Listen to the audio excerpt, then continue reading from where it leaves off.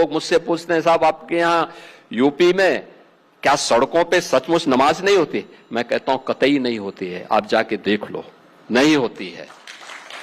अरे सड़कें चलने के लिए है या कोई भी व्यक्ति आकर के चौराहे पे आके तमाशा बना देगा? क्या अधिकार है उसको सड़क रोकने का? आवागमन बाधित करने का कौन सा अधिकार है?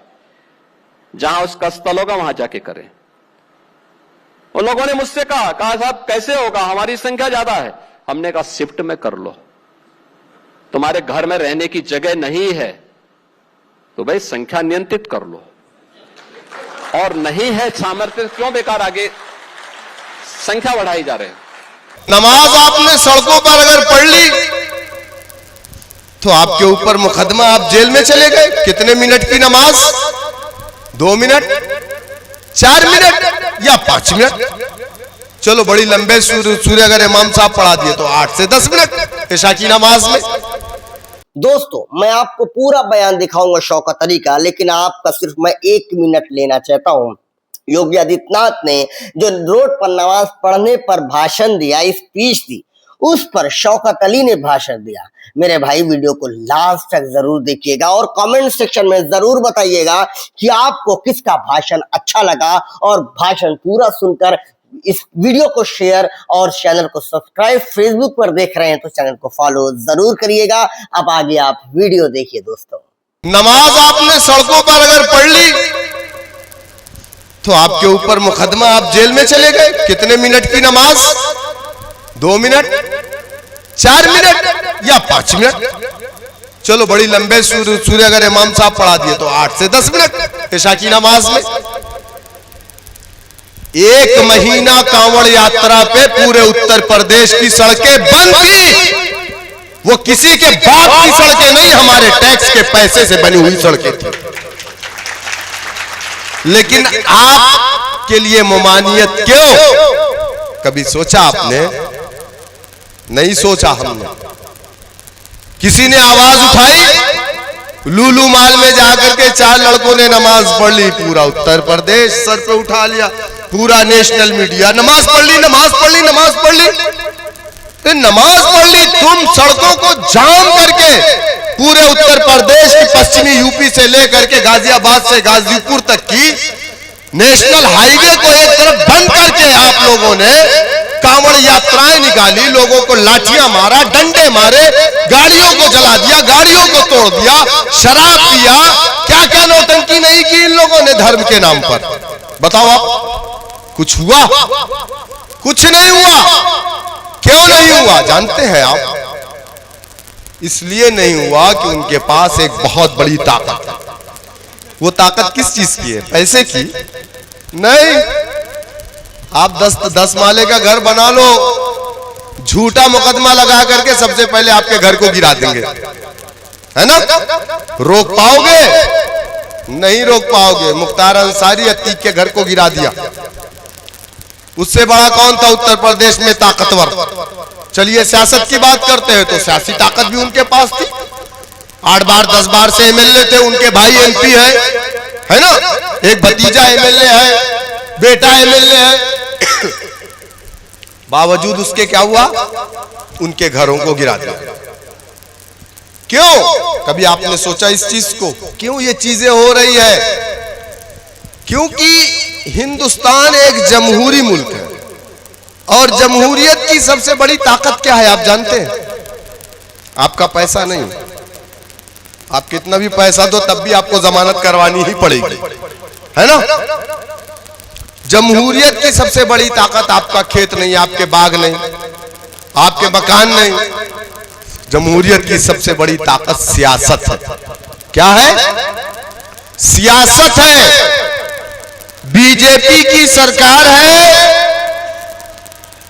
उनके हाथों में जो झंडे हैं ना वो बीजेपी के हैं, जिसके हाथ में भगवा झंडे। अच्छा आप मुझे ईमानदारी से बता दो, आप यहां से लखनऊ तक चले जाओ, आपके पास गाड़ी का पेपर ना हो, आपके पास लाइसेंस ना हो, आप अपनी गाड़ी में एक भगवा झंडे लगा लो, अपने गले में एक झंडे भगवा डाल लो, कोई पूछेगा आपको?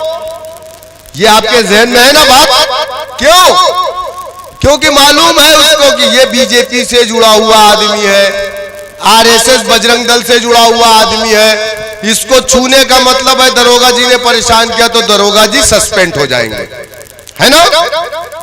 लेकिन आप दाढ़ी और टोपी में रात को 2 बजे जरा घूमिए सड़कों पे, 3 दिन तक घर वाले ढूंढेंगे, एटीएस वाले उठा करके ले गए पूछताछ के नाम पर।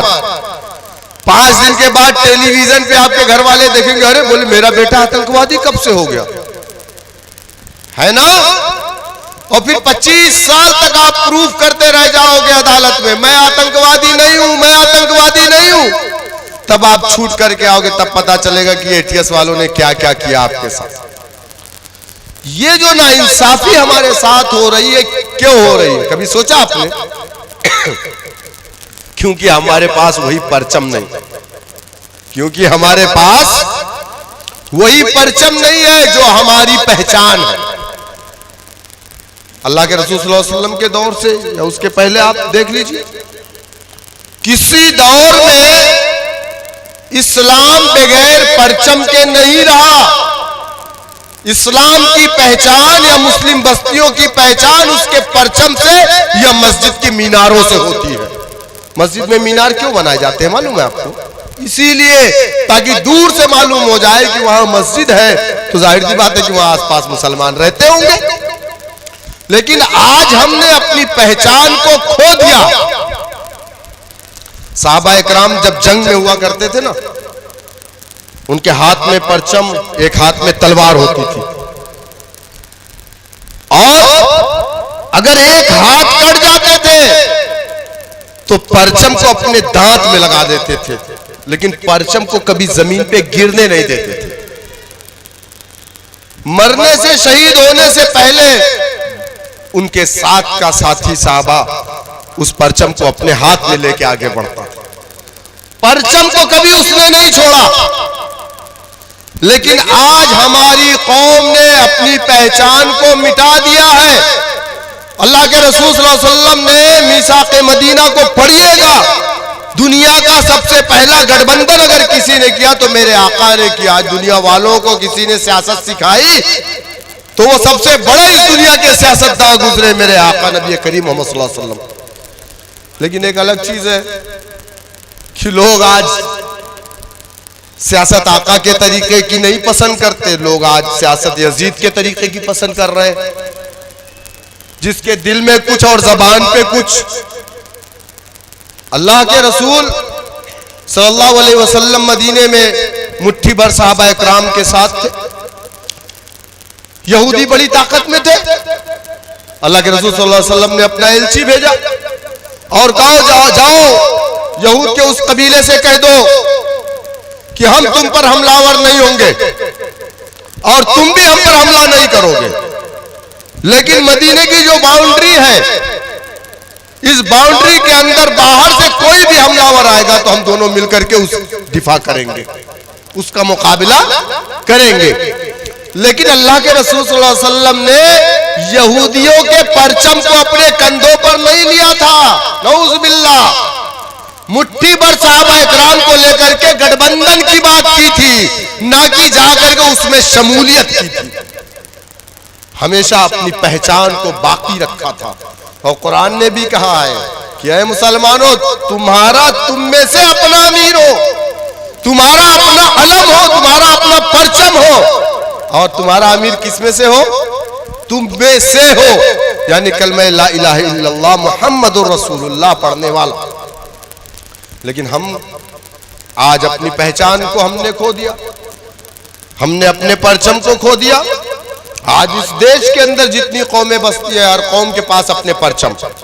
राजभर समाज पीला परचम लेके चल रहा है, दलित समाज नीला परचम लेकर के चल रहा है, यादव समाज लाल हरा लेकर के चल रहा है, हिंदुत्व की आइडियोलॉजी का भगवा कलर लेकर के चल रहा है। आपका परचम कहां है? आपका परचम कहां है? आशिकाने रसूल, मैं आपसे पूछ रहा हूं, ये हरा परचम आपका परचम है। और सियासत में अगर कामयाब होना है तो वो तरीका आका नबी करीम सल्लल्लाहु अलैहि वसल्लम के तरीके पे चल के कामयाब हो सकता है। किसी को तकलीफ दे करके नहीं। और आका का जो तरीका था, तलवार की नोक पर इस्लाम नहीं फैला था, मेरे आका नबी करीम सल्लल्लाहु अलैहि वसल्लम के इखलास पर इस्लाम फैला था। समझ रहे ना? लेकिन आज हमने हमारे तरीके को खो दिया। आज हम दूसरों से सियासत सीखने जाते, लोग कहते हैं काशीराम काशीराम।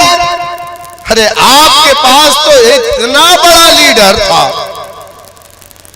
जो आज भी जिंदा है, जिसकी सीरत को पढ़िए, उससे अच्छा दुनिया में ताजिर कोई नहीं आया, उसके जैसा सादिक कोई नहीं आया, उसके जैसा सियासतदान कोई नहीं आया। अरे इस दुनिया में जो सबसे टॉप का लीडर होगा आज की तारीख में, वो मेरे आका के पैरों के तलवों का धोल भी नहीं। हमको तो सब कुछ विरासत में मिला, लेकिन हम उसको अपना नहीं रहे।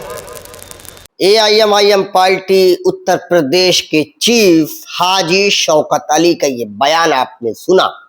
मेरे भाई मेरे दोस्तों, योगी आदित्यनाथ जी ने रोड पर नमाज पढ़ने को कुछ कहा, उसके बाद शौकत अली का ये बयान मैंने आपको सुनाया।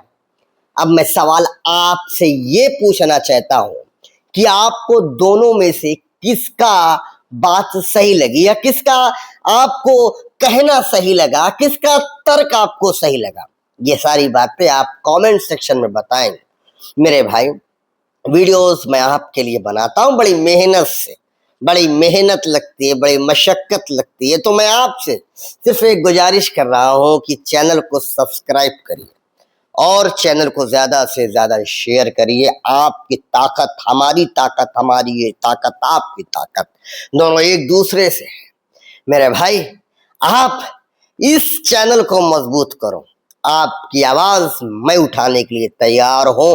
आप मेरे साथ खड़े रहिए। सिर्फ चैनल को मजबूत करने के लिए मैं आपके लिए अपनी जिंदगी को कुर्बान करने के लिए तैयार हूं। मेरे भाई मेरे दोस्तों, हाजी शौकत अली का बयान आप एक मर्तबा फिर से मैं आपसे पूछ रहा हूं कि आप लोग कमेंट सेक्शन में जरूर बताइएगा, ये क्वेश्चंस का आंसर जरूर दीजिएगा कि आपको कौन सही लगा। मेरे भाई, चलता हूं, दुआ में याद रखिएगा। जय हिंद, जय भारत, अल्लाह हाफिज।